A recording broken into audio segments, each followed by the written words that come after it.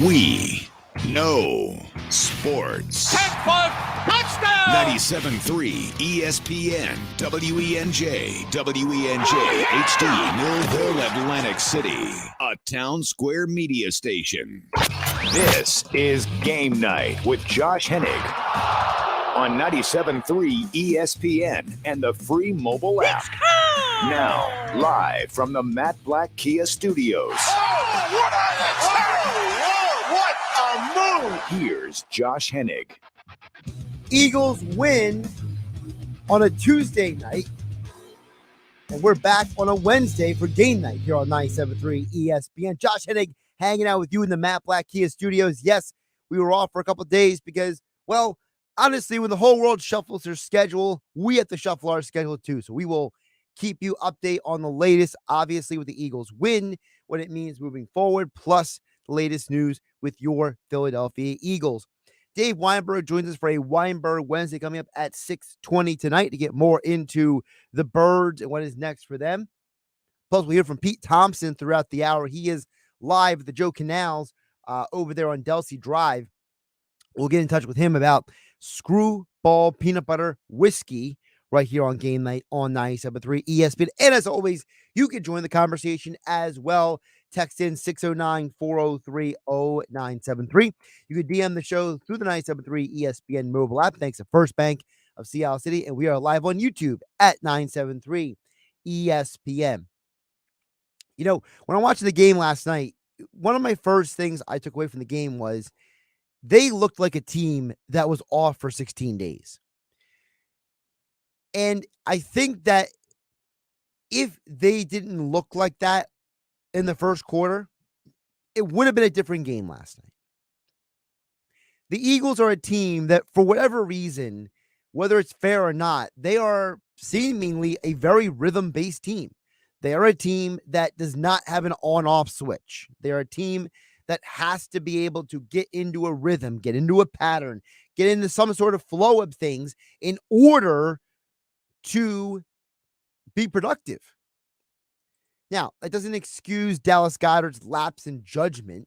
It doesn't excuse the turnover on the fumble by Jalen Hurts, but it's just to say that you have a team in the Eagles that it's pretty obvious they don't have the level of talent as a team to be able to just say, all right, here we go. They just don't have that ability. Now, again, I'm not saying that I'm excusing the mistakes that were made. What was Mailata doing? Why are you hugging a guy instead of blocking him? That was just dumb. Listen, I'm not excusing those mistakes. But I'm saying is this is a team that has to find the rhythm first before they can get going. And being off for 16 days obviously hurt them last night. Now, moving forward, we'll see how that impacts them moving forward because maybe get extra focuses them down the road where they can sit there and say, hey, guys, look, remember what happened in this game? We can't let that happen again. We got to refocus. We got to recalibrate this. I think that being overcome last night was very important for this team. You know, the Eagles are not a perfect team, but you wanted to see what would happen if you had some adversity. And Jalen Hurts showed you that he could bounce back from adversity. You don't want your quarterback to be perfect every week. You want to see if your quarterback can handle when things get tough. You know the old saying, when things get tough, the tough get going. Well, Jalen Hurts is the guy who's overcome a lot in his professional football life and his college football life. And he's someone who's shown you that he does not wilt under the pressure. You also have to be complimentary of the fact that his head coach knows how to get in touch with him. Because his head coach, after the fumble, screams at him pretty intensely, and Hurts responds. And the team responds. And they go on to win the game, and by the way, cover the spread, the 9.5 last night. Now, the other part of the thing is, look at the defense. You were playing Garrett Gilbert. So maybe there's a part of you that says they didn't have to go out there and dominate because they were playing a Washington team they were going to beat anyway. I just would have liked to see them dominate them. I would have liked to see them maybe win 30-10 kind of game. I would have liked to see them do to them what they did earlier in the year to teams like Detroit and teams like Atlanta and teams like Denver. Although I will say, maybe there is something in this home field situation. They blow out 3 teams on the road: Denver, Atlanta, and Detroit. At home, not so much. So maybe this team still is not fully sure, because of their youth and inexperience at certain positions, how to overcome their situation. Now, again, no excuses. I'm just trying to paint the picture for you guys. So what does this mean moving forward? What this means moving forward is, one, the Eagles have what it takes to overcome, which is the one good thing. They have the ability to take that step from, we went through problems, we made mistakes, and convert that to, we can be successful, because you're going to have to do that this week. Nick Sirianni placed in COVID protocols today. He was symptomatic this morning. He got tested. He tested positive for COVID. Sirianni did his presser today from his hotel room, actually. He hasn't even gone home, apparently, according to reports. So he's taking this pretty seriously. LaRaven Clark also put on the COVID list today. Now, remember, this is the first week under the new protocols. And under the new protocols, there are 2 sets of rules. If you are vaccinated and you are asymptomatic, as long as you can produce a couple negative tests quickly, you can get back on the field. Boom. If you are symptomatic, you first have to become asymptomatic, then present a negative test. So there is a possibility Sirianni could be available. There's a possibility that anyone who tests positive leading up to, let's say, Friday night, Saturday morning, they have a chance to still play. I feel like Friday night, Saturday morning is the cutoff. If anybody can't produce by then, it's starting to look unlikely they can go for Sunday. So we will keep an eye on this. Keep it tuned here at 97.3 ESPN, 97.3ESPN.com, and the 97.3 ESPN mobile app. But no Sirianni might be an opportunity for this team to prove, hey guys, guess what? We can overcome adversity in this form. Because we've seen a lot of teams without their head coaches already. We saw the Cowboys win without McCarthy, which is probably a blessing in disguise, because I personally think McCarthy's a buffoon.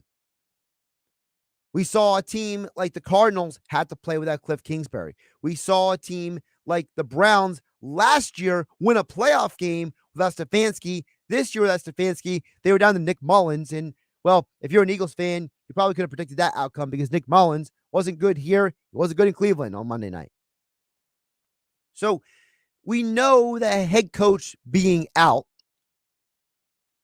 doesn't mean you're going to lose, but it does mean you have the opportunity to at least not be a bad football team. And by the way, no Sean Payton, Dennis Allen. I mean, one of the biggest wins of the NFL season has to be on Sunday night. That was such an ugly game. I couldn't stop watching. It was like a train wreck. It was like driving down the parkway and you have to pull over to the left lane and you slow down and you see a 5-car wreck and you slow down like 20 miles an hour because you want to see all the people yelling at each other. I felt like I was watching with the Bucks Saints game. I'm watching. I'm like, this is so bad. Brady looks horrible. The Bucks look like trash. And Dennis Allen's got this huge smile on his face. Like, I am owning Tom Brady right now, and my head coach, Sean Payton, isn't here. I mean, that was a weird game on Sunday night. So the NFL has proven that no Sirianni doesn't mean the Eagles lose or that they have a disadvantage. It just means that the Eagles have to find a new way to win. Of course, you can hear the game right here on your home for Eagles football in South Jersey, 97.3 ESPN coverage this Sunday, starting at 12 noon, following Billy Schweim in the locker room. And he will be joined, as far as I know, by this man on Sunday, Pete Thompson joining us live for Peanut Butter Screwball Whiskey over at Joe Canals. Pete, how you doing? Okay, can you hear me now? Sorry about that. I had my pots turned down because I'm just sitting here enjoying the game night with Josh Hennig. Well, Let's put them in order. It's Screwball Peanut Butter Whiskey. Yes. Yes, And my bad. yes, I will be joining Billy on Sunday, of course, from 10 until noon in the locker room. And we'll have our usual cast of characters. I know that we'll be joined by Scott Grayson from Grayson's Grades and Fox 29 and 97.3. And we'll also check in with his fantasy guru, Brian Hartley, who this is my first opportunity to sort of dime out Mr. Hartley. He gave me bad advice last week. He told me to start Melvin Gordon, almost cost me my game, told me to start OBJ instead of Van Jefferson. I mean, I was tied at 85 going and that's pathetic. 85 pathetic points. Now, thankfully, the guy that I was playing had Jalen Waddle. Right? So, and didn't read the updates. That's what you got to do. And literally, I got one catch from OBJ last night. I think he was targeted a couple times, but he had one catch for 7 yards. That 1 point put me over the top. I'm like that 30 for 30 show, survive and advance. I'm surviving and advancing. So, Pete, what is not surviving and advancing is Screwball Peanut Butter Whiskey. Tell the folks what you guys are doing over there, what you guys got going on. Well, I'm glad you asked because my man here, what's your name? Andrew, where are you from? Okay, Andrew from Memorial just came in and picked up some Screwball Peanut Butter Whiskey. He knows where it's at. $29.99 a bottle right now. That's down for $35. So come in and get a bottle of Screwball Peanut Butter Whiskey. If you buy a bottle, you get a Screwball T-shirt. Nicole's right inside the door here. We're at Joe Canals in Millville. It's right on Delsey Drive in Millville in front of the Walmart. And come in and see us. There's another lifelong lady who not only played our game, too. If you want to win Flyers tickets, you got to play the reindeer ring toss. And that's why Andrew is here. He says, wait a minute. I can't leave until, look at this, Josh. I'll just flip this around. He's got his bags, right? Ooh, oh, yeah, that's great. That's smart, too. He's creating an unintentional backboard in case the ring goes long. Yeah, we have a lot of fun out here. So, I almost called her Leanne. Don't tell her I said that. Ariel is out here for the 97.3 ESPN Prize Patrol. And throw the rings. You got a chance to win Flyers games or Flyers tickets. Great pair of lower-level tickets. And fingers crossed. I mean, listen, that was the one thing there's consensus last night in the parking lots at the Wells Fargo Center. Thank God the Flyers didn't play. I mean, that would have been just a cluster hoo-hoo, Well, it seems smart. I'm going to get into a tangent about the hockey stuff, Pete, but honestly, let's be realistic. The NHL is having a worse problem with the COVID than almost anybody right now. And it's partially because there's a handful of teams that are just completely incapacitated. Excuse me. And I think the NHL made the right decision to say, you know what, guys, let's just hit the pause button here, 100%. And obviously now they've called off the Olympics too as well. I mean, look, there's good decisions, bad decisions, and then just decisions that absolutely are a must and need to be made. And in this case, there were a lot. I think Vegas was the only team that played last night. There was no reason that the Flyers and Capitals needed to play that game. So looks like Andrew's walking away with some New Jersey lottery tickets. He's thrilled. Got himself some Screwball, got a free T-shirt, got some New Jersey lottery tickets.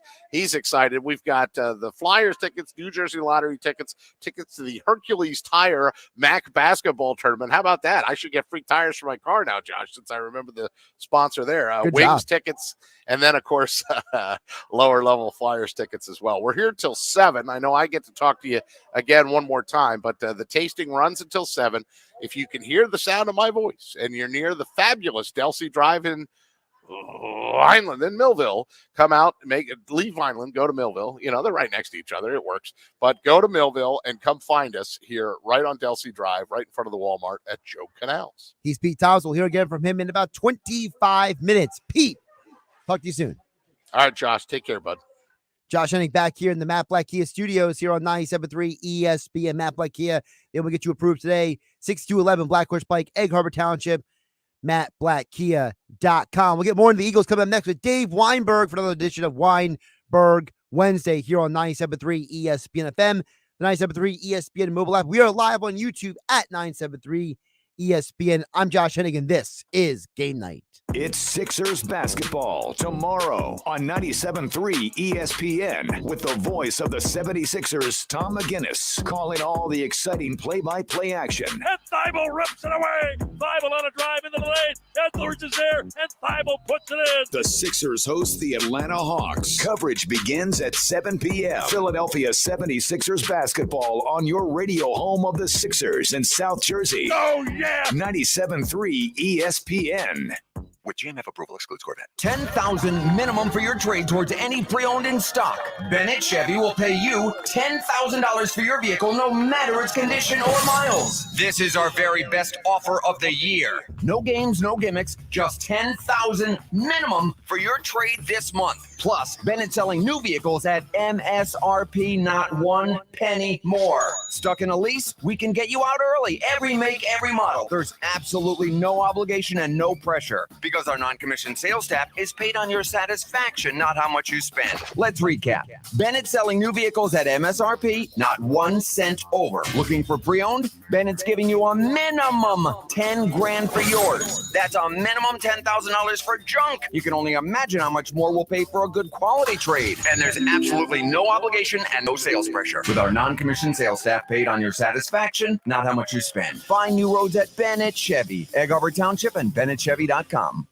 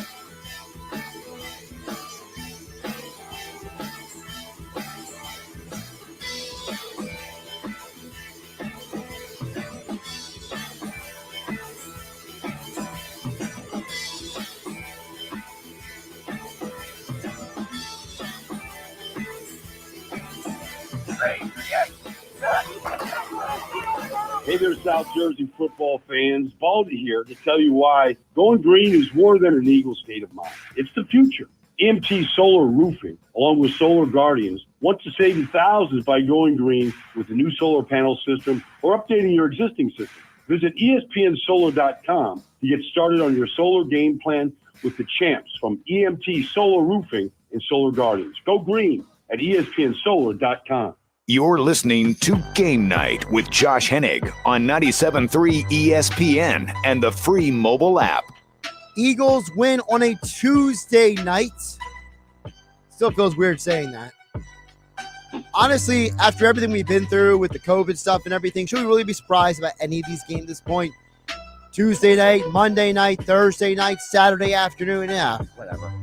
It's still football and the Eagles won. So to talk more about that right now, joining us as every Wednesday here on Game Night on 97.3 ESPN. We are joined by Dave Weinberg for another edition of Weinberg Wednesday here on 97.3. Don't forget his columns over at 97.3ESPN.com. Dave, how you doing today? I'm doing well, Josh. How are you? I'm doing pretty good. First of all, I got to get your perspective. I mean, the last time the Eagles played on a Tuesday night, it didn't go very well for them, right? So that's true. The old Joe Webb game, huh? Yeah, the Joe Webb game, which was actually, when I went back and watched, it was more the Jared Allen game, honestly. Yeah, that's true. Still, I mean, the Eagles, to me, I think it's a positive. I'm not excusing the issues, the turnovers, the passive defense, but to me, getting the win on a Tuesday night after being off for 16 days, to me, it does have a positive element to say, hey, they found a way to stay focused, get the job done, and get out of there. Oh, sure. I mean, a win's a win, no matter how you accomplish it. And granted, there were some issues. They pretty much beat Washington's JV team, but still, it would have been a lot worse if they had lost to them. So, yeah, I guess you have to take the positive and just move forward from that. And to me, Dave, one of those positives was the guy we talk about, I feel like, every week at this point. That's Jalen Hurts. Sure. You know, I mean, that was an ugly turnover he had. And I got to give Sirianni credit. I give Jalen credit because Sirianni ripped him on the sideline for it. And Jalen turned around and said, all right, coach, I got you. And he went ahead. And honestly, if it wasn't for those two mishaps by Goddard, he should have been 22 for 26 on the night. So to me, I love the way that Hurts bounced back from that early moment issues. Yeah, I mean, this pretty much puts to rest, I hope, that, any thoughts that people had that Gardner Minshew somehow deserves to take over for him. I mean, he did get a little bit of a rough start. One of the turnovers wasn't his fault. And, yeah, Sirianni got in his face a little bit, which I kind of think people are making a little bit too much of it. I mean, I think coaches do that all the time. That's just part of the heat of the moment. You know, you're getting caught up in the game. But, yeah, Jalen's a coach's son, as he often points out, and he's used to taking criticism, and he just learns from it and moves forward. And I thought he bounced back very well the other last night. Yeah, I mean, Dave, to me, it's one of those things where it's like, I don't give Sirianni, I'm not getting on him for what he did, but I like it when a coach knows how to press guys' buttons. Like, one of the things that made Andy so good was in Philadelphia, now in Kansas City, is he knows every dude's different, right? He knows that every guy, he has to talk to Patrick Mahomes differently than he talks to Tyreek Hill, for example. And to me, the coaches who typically win are the ones who know that, hey, I'm Sirianni, I can yell at Hurts, and maybe I don't yell at, let's say, Devonta Smith. Right. I mean, he probably has yelled at Devontae, probably not on public, but, in close quarters. But, yeah, it's coaches know the personalities of their players. They know who responds to tough love, so to speak, who needs a little bit of coddling, I guess you could call it. And, yeah, that was evident last night. And, yeah, Jalen, to his credit, he didn't balk. He didn't go back at him. He didn't sulk. He just, took the criticism and, pocketed it and then went back out and then had a pretty good game. Now, on the offensive side, staying with the offense, Dave, another game where the Eagles didn't just run the ball successfully, but they pretty much dominated. And I understand that Washington isn't the same Washington team that they would have had maybe previously, but they have found a formula. And I feel like at this point, there's no reason they should ever deviate from that formula. I don't care who the quarterback is. I don't care who you're playing. Because at this point, Dave, I don't know if any NFL team at this point is built to stop a competent running offense. Well, nobody's done it yet, so why mess with that? As it's been pointed out, I guess in the last since yesterday that this is like their 7th straight game with 175 yards or more. Right. First team to do that in the NFL since the '85 Bears with Fridge Perry and Walter Payton and those guys. So yeah, I mean it's a pretty impressive accomplishment. And yeah, you're right. They just dominated the ground game yesterday, imposed their will, and there's nothing an offensive lineman likes more than to just fire out and and hit people like that. And it's they've proven to be very successful at it. It was great to see Jordan Howard back out there last night and imposing as well a little bit too. So yeah, it's they have a very good combination working with Miles Sanders and Jordan Howard. So until teams stop them, there's no reason to deviate from that, like you said. Dave Weinberg joins us for another edition of Weinberg Wednesday here on Game Night on 97.3 ESPN at Dave Weinberg 19 on Twitter. Check out his columns over at 97.3ESPN.com. Dave, that being said, I've heard some people in the national media suggest that the Eagles are the one team that no one in the NFC playoffs wants to face because they have the one thing that other teams might not be prepared to deal with. What is that? The running game? The running game, yeah. Oh, I don't know. I don't know if there's like one team that I don't think they're actually instilling fear in anybody. I mean, it would be great if they got into the playoffs, and I'm sure teams would be. I don't want to say worried, but I mean they're gonna. They might be able to maybe even pull off an upset in the first round, although that's kind of unlikely, I would think. But yeah, they're playing very well right now. I mean, well, not very well. They're playing pretty good right now, and hopefully they'll be able to sustain it. If you're an Eagles fan, you certainly want them to, and to get into the playoffs.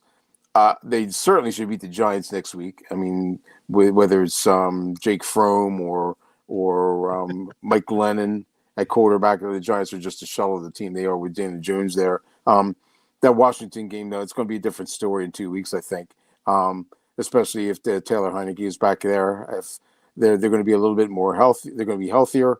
I think the Eagles are going to be in for a tougher game there. And then again, you have the Dallas game, which who knows what's going to happen if the Cowboys are going to have something to play for or not. It looks like they might be. So that's going to be an interesting challenge as well. So, I mean, the Eagles have a tough road ahead of them, but, I mean, they certainly are capable of making the playoffs. And if they do, then, I guess they are a team you have to worry about, so to speak. The one thing I'm concerned about, Dave, and I've been told by some people I shouldn't be concerned about this. So I want to get your perspective on this. I don't like the fact that Gannon wasn't held to the metal on defense last night.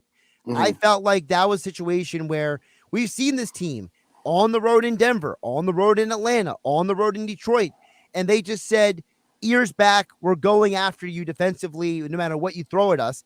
And I felt like last night was an opportunity to do that again. Remember, no Brandon Sheriff. Their 4th center was playing last night for Washington. Garrett Gilbert just got signed off the practice squad for the Patriots, and it was like Gannon was just kind of like on cruise control. Yeah, I mean, I was pretty impressed with Garrett Gilbert last night. Like you said, just joining the team like a couple of days ago, and for him to do what he did, no glaring mistakes. He missed a couple of throws, but that's to be expected when you've only had 10 minutes of preparation, basically. And I mean, I thought he played very well under control, and he had it as a 3-point game in the fourth quarter, which is more than all you can ask for if you're a Washington fan. But yeah, I was a little disappointed too. I mean, I think Gannon could have been more aggressive. Maybe he was more concentrating on stopping Washington's running game because he thought maybe that was the thing that was going to beat them. And to that point, they did play pretty well, I thought, against the run. So maybe that was his thinking. But you're right; he should have gotten after the quarterback a lot more. I thought. I'm with you there. Okay, good. So I'm not crazy by thinking that. No. You're my sanity check sometimes because sometimes like for example, Mike Gill and I disagree, but Mike Gill and I disagree about several things because we come from 2 different worlds. So I use someone like you as a bit of a sanity check sometimes. So I gotcha. Now you mentioned moving forward, the schedule they have coming up. Obviously, part of that moving forward thing we had to question now is Sirianni and the COVID protocols. He's symptomatic, so it's less likely he can come back for Sunday, but there's still an outside chance. But Dave, we've seen teams win without their head coaches already. Look at the Saints. No Sean Payton. Dennis Allen takes control. They still beat the Patriots, right? We saw Kevin Stefanski and the Browns last year. They won a playoff game without Stefanski on the sideline. So we've seen teams win without their head coach who's in the COVID protocol. Mm-hmm. So in your mind, how serious for a team that is unlike some of those teams where first-year coaching staff, first-year head coach. Sean Payton's been in New Orleans for, it seems like, 20 years at this point. The Right. difference between an established coach like that and a young coach like Sirianni. It is an issue every time you don't have your head coach, and it might be a little bit more of an issue with the Eagles, like you said, because not only is Sirianni a young head coach, but his staff is really young as well. So I don't know if there's anybody there that's been through the ringer, so to speak, and knows what to do. But then again, I mean, the teams, I don't know how much the head coach really impacts things. It's usually the position coaches and the coordinators who are handling the day-to-day stuff. And I know Sirianni does the play calling, but there's other. I don't think that's going to. They pretty much know what they want to run, no matter who's the guy with the headset and the clipboard. So I don't think it'll be that much of a factor. I don't think the Eagles will get away from doing what they do, which is run the ball. You would hope anyway. Anybody can call a running play, whether you're Nick Sirianni or whoever. So hopefully that's what they'll stick to. They'll just stick with the things that got them there and try to get through this week by doing the same things. Yeah, for those who don't know, Sirianni said to the media today that Kevin Patullo will take over as kind of like the acting head coach. He's a passing game coordinator / offensive assistant, and that Shane Steichen would be the primary play caller, which honestly, Steichen being the play caller doesn't really affect me too much because I saw him last year what he did with Justin Herbert, and Herbert looked pretty good. Yeah, so, right. That's true. It's not like Steichen is, walking in there as some rando I've never called a play before in my life. So now Sirianni to also explain, I thought this was interesting, Dave. I wanted to bring this up to you because you've covered the Eagles through a lot of different coaching iterations. According to Sirianni and Steichen discuss the play call before it's called, and then Steichen radios it in to Hurts's ear before the play. So apparently Hurts is already used to Steichen being in his ear, so it's not like that would have to be an adjustment for Jalen on game day. Oh, good. Yeah, that's the more consistency and continuity you can have. Without despite the disruptions, and the better off you're going to be. Sounds like Jalen's used to working with the guy, so it's going to be a relatively seamless transition, I guess. So I wouldn't anticipate any major mistakes or any major problems. I wouldn't think. Dave Weinberg joining us for a Weinberg Wednesday here on Game Night on 97.3 ESPN at Dave Weinberg 19 on Twitter, and his extra point columns over at 97.3ESPN.com. Dave, I want to switch it up with you a little bit. First of all, my condolences to your App State team. That did not go as well. Listen, man, I'm still convinced 11 a.m. in the morning is not a good time for some people. Yeah, look, they might as well stay in bed the way they played. That was a disgrace. I was so upset. I mean, listen, they didn't show up, the defense especially. I mean, the game hit the over like I had hoped for, but I mean, I was kind of hoping for a little closer than that. But I mean, I was it's funny because I'm reading Kirk Herbstreit's new book, Out of the Pocket, and he tells the story about how the first time him and Ohio State had to play in Wisconsin at 11 a.m. Central, 12 Eastern kick, he says they couldn't get up for the game. They got absolutely demolished in the game. So, maybe that memory of that story from that book was hanging over my head looking at that game. Yeah, but Western Kentucky was playing at the same time, so I don't know. I don't know, but still, my condolences. I mean, App State had a good year. Yes, we did. It's not like they were going in there like a lame duck or something. But no, we had a very good year. Yep, can't complain at all. Obviously, App State also moving forward, they don't have to deal with Billy Napier down in Louisiana anymore. So you got that going for next year. What's that? I'm sorry, I couldn't hear you. No Billy Napier in Louisiana next year. So yeah, that's true. At least I'm trying to paint a glass half full here for your football team. Thank you, I appreciate it. Dave, something else I wanted to discuss with you is now that we're in this stretch run of the NFL season as well, and with college football, we're at kind of the point of the year where everything's overlapping. So how does Dave Weinberg balance out the college football and the NFL just mishmash all over the place? Well, pretty much at this point, it's NFL football for me, and taking in some high school basketball games here and there, especially over the holidays. I always go to that big tournament at Wildwood Convention Center. But I'm football. I kind of like bounce around until like the real bowl games start, and then I'm really like focused in. I mean, I'll touch on games here and there, but I'm not really like into like every bowl game. I got to wait until the playoffs start to really get into it. Now that App State is going, but I'll watch Arizona State on Saturday because that's my son's alma mater, and they're probably going to get demolished by Wisconsin. But I don't know about that. I already threw something down on Arizona State to cover that spread, but that's just me. Good, very good. So, listen, no offense.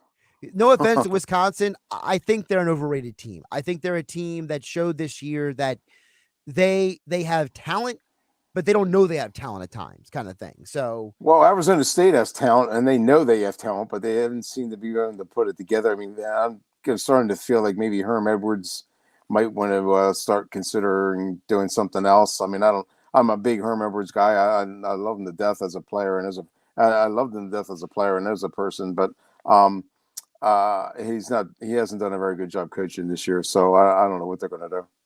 That's true. I mean, maybe it just might be a down year for everybody involved down there, considering, I mean, a lot of people, let's be realistic, dealing with the COVID environment we're in, coming off of everything that everybody went through last year. Sure. I have trouble really like holding a ton against people because we don't know what everyone's going through. I'm with you there. Yep. Mm-hmm. So, there's a lot of variables. Like, when honestly, when I saw the news, I'm not trying to get, too heavy in this segment, but when I saw the news that literally there have been more, suicides this year than anything else in the United States, death wise, that kind of shook me a little bit, honestly. So, this has been a really rough year for a lot of people. So absolutely. I have trouble really being too mad at anybody in a lot of scenarios. I don't get mad at anybody. There's far too much important stuff, way more important stuff in the world going on, just trying to stay healthy and safe than to worry about, an offensive coach, play calling or whatever. Or who's starting a quarterback. Speaking of what's more important, Dave, you are a huge family man. So what is on tap for the Weinberg Christmas festivities?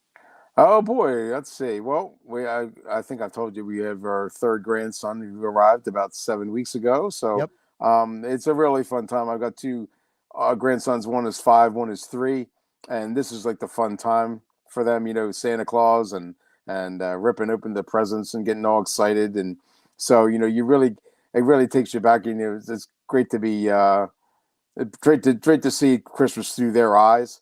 It's the joy and the wonder of it. And so, we'll probably, I'm sure we'll be going to, hopefully we go to Christmas Eve Mass.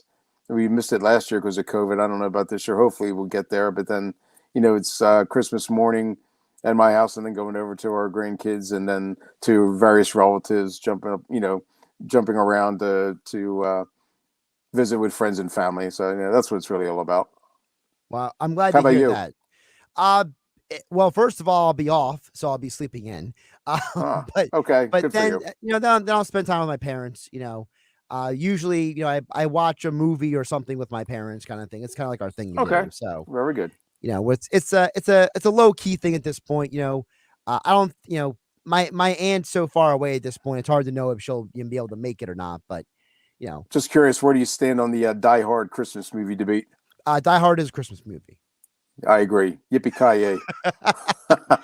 I find that I won't add the end. I won't add the next part. I appreciate that. This is a radio station that wants to keep its FCC license. No, to me, any movie that has like something Christmas related is a Christmas movie. Like, for example, in the Marvel movie world, people are like, is Iron Man 3 a Christmas movie? It happens during Christmas, so it's a Christmas movie. Like, to me, it's like, to me, people think so hard about this stuff. It's like, come on, guys, just let it be. Let people enjoy what they want to watch. Yep, I'm with you. I mean, I watch Die Hard every Christmas anyway, so, I mean, that's just me. There you go. I actually think it's for free for Xfinity users right now anyway, all the first 3 Die Hard movies, so. Oh, okay. So there's a little extra movie advice for your weekend, everybody out there. Very good. Dave Weinberg joining us for a Weinberg Wednesday at Dave Weinberg 19 on Twitter. Extra point columns at 973ESPN.com. Dave, always appreciate you jumping on. Merry Christmas, and we'll catch up with you next week. Oh, thanks very much, Josh. I really appreciate it. Merry Christmas to you also. I'll talk to you next week. Josh Hennig back here in the Matt Black Kia studios here on 97.3 ESPN. All right, we're going to head out to Pete Thompson. He's over there with the Screwball Peanut Butter Whiskey folks over there at the Joe Canals over there on Delsey Drive in Millville. Pete, how you doing over there? We're doing well, Josh. It's happening out here at Joe Canals in Millville. People are coming in, getting their last-minute shopping done, maybe just to get to the holiday, right? These are the beverages to get you to the holiday. But Nicole is pouring Screwball peanut butter whiskey. You're right inside the door. You can't miss her. Come in, get a taste of that Screwball peanut butter whiskey. Plus, it's on sale right now, down from $34.99 to $29.99. So pick yourself up a bottle of the delicious Screwball peanut butter whiskey. If folks don't understand or know what Screwball is, it's basically sweet and savory peanut butter whiskey. And I mean, it's funny because it's been a couple of years that it's been out now, but it's got a little sweetness, but it's not like overly sweet. You know, it's not like a lollipop or something like that. And I got to tell you, I mean, you know, you do a little Screwball, things can get a little nutty. So Ariel's out here with our game, and we've had some people do the reindeer ring toss already, and they have a chance to win Flyers tickets. Plus, I've seen her give away New Jersey Lottery tickets already and tickets to MAC basketball. And we have Six Flags tickets and all that good stuff. By the way, I just remembered in one of your segments earlier, maybe it was to open the show, I believe you used the phrase, when the going gets tough, the tough get going. I mean, only on game night are you going to get a reference to one of the greatest Billy Ocean songs ever from 1985. I mean, listen, we know people who make fun of me because all anything I know is before a certain date anyway. So I feel like I'm watching Running Scared 2. Right. Gregory Hines. Oh, the late, great Gregory Hines. And, Julio. Oh, you missed the Bible question. That was Jimmy Smits in that role, too, man. Running Scared. You ever seen that movie? Yes, I have. Oh, you know what? Since you mentioned Marvel a minute ago, and nice job, Dave Weinberg, if he's still out there listening. Happy holidays to him and his grandchildren, and that's awesome to see the magic of Santa Claus through young people's eyes. But my kids at school, Josh, are going nuts over this Spider-Man, this Far From Home. I mean, they just are ecstatic at how it came out, and I am trying my best to avoid the spoilers because I got to get to the holiday break before I can get over to my Tilton Square Theater there and check it out. You know what I mean? Well, I was down at the Harbor Square Theater when I saw it on Saturday. So okay, yeah. Well, that's they're both. If it's a square, then it's our guys. Right. That's what we like to hear. You know? I, so you saw it regular, not IMAX. Yeah, I saw it regular. Well, for me, it was easier to get the tickets in regular than IMAX at that point because that first weekend people were apparently there were some theaters that sold out. Certain movies. Do you realize that it's the number 3 domestic box office opening of all time? That's correct. I mean, that's crazy money that it did. And, the funny thing is like the theater owners thought that was going to elevate all the other movies.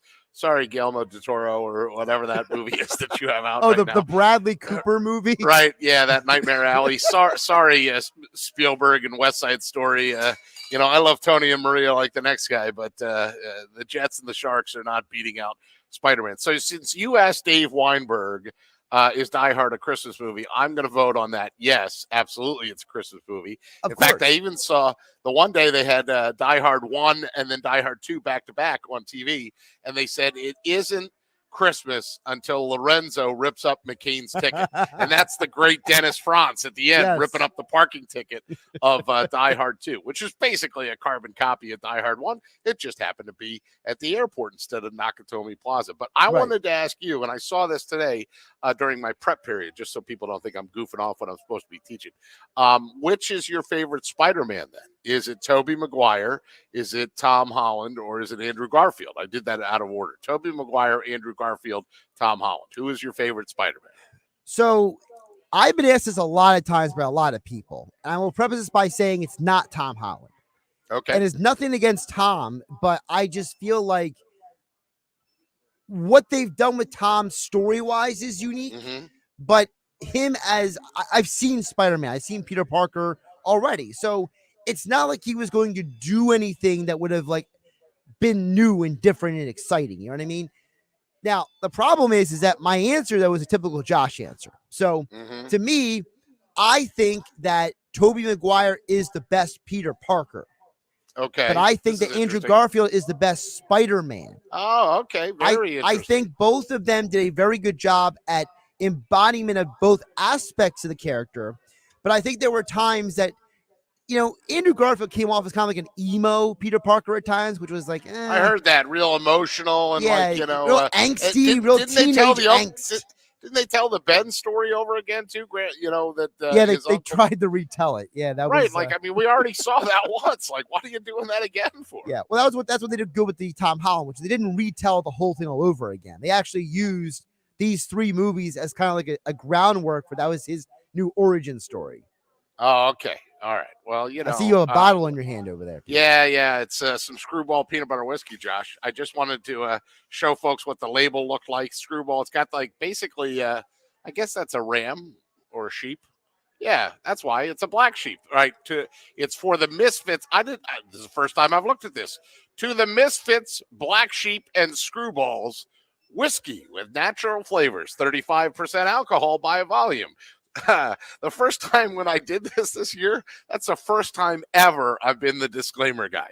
When they were like, hey, can you read this? Always it's somebody else that's the disclaimer guy. So I had to read Screwball Spirits, LLC, San Diego, California, whiskey with natural flavors, 35% alcohol by volume. I felt like I was selling a car, but no, it's a Screwball peanut butter whiskey, and we love it. There's nice folks out here waiting to greet you. Just come and see Alyssa in lane 2 or Malaysia in lane 3 or Lizzie in lane 4. And I have to sincerely thank Janice, too, the manager that's on duty out here at Joe Canals in Millville on Delsey Drive, right in front of the Walmart, because you know what she did, Josh? I don't know if you were watching while Dave Weinberg was on, but can you see my paper plate? Oh, you got something to eat. She fed me a slice of pizza. She fed the PT. That's always a good thing. Yeah. Set up a cot, everybody. I think I'm going to be moving in. Well, Pete, if you feed me, I'll never go away. Well, Pete, wearing his Eagles polo over there. Yeah, man. Over there. You can't miss him over there at the Joe Canals, Delsey Drive over there in Millville tonight with Screwball peanut butter whiskey. Pete, enjoy the rest of your night. We'll talk to you soon. Thanks, Josh. It was a real pleasure. Talk to you, bud. Josh Hennig back here in the Matt Black Kia Studios here on Game Night on 97.3 ESPN. We'll wrap up the show on the other side here on 97.3 ESPN FM. This is the radio home for Philadelphia Eagles football. It's week 16 of the 2021 season with the Eagles hosting the New York Giants. Gives it to Scott again. He is pushing. He is in for a touchdown. Boston Scott did it. Pre-game coverage begins this Sunday at noon. Merrill and Mike call all the action starting at 1. This is where the Eagles play. 97.3 ESPN, South Jersey's Eagles station.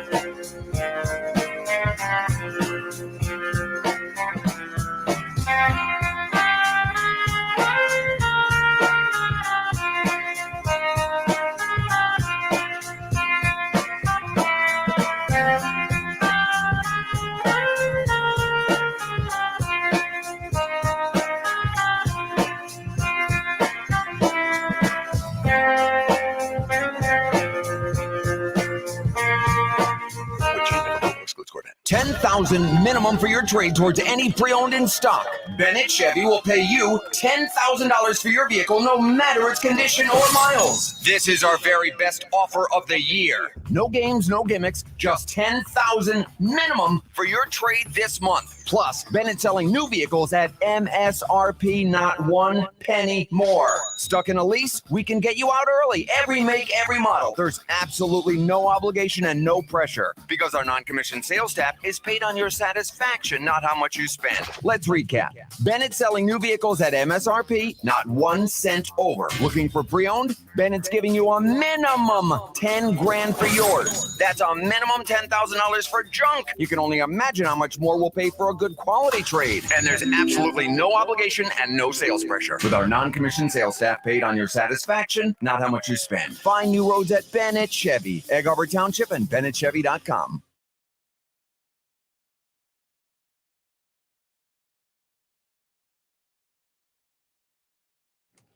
Wednesday edition of Game Night being brought to you by my friends over at the FanDuel Sportsbook inside the Bally's Hotel Casino in Atlantic City. The retail sportsbook is right off the boardwalk in Atlantic City, featuring 5 betting windows, large video wall, a sports ticker, 20 self-service betting kiosks, and various lounge seats. Get your game face on and score big every day, all weekend, all holiday season long at the FanDuel Sportsbook inside Bally's Hotel Casino in Atlantic City.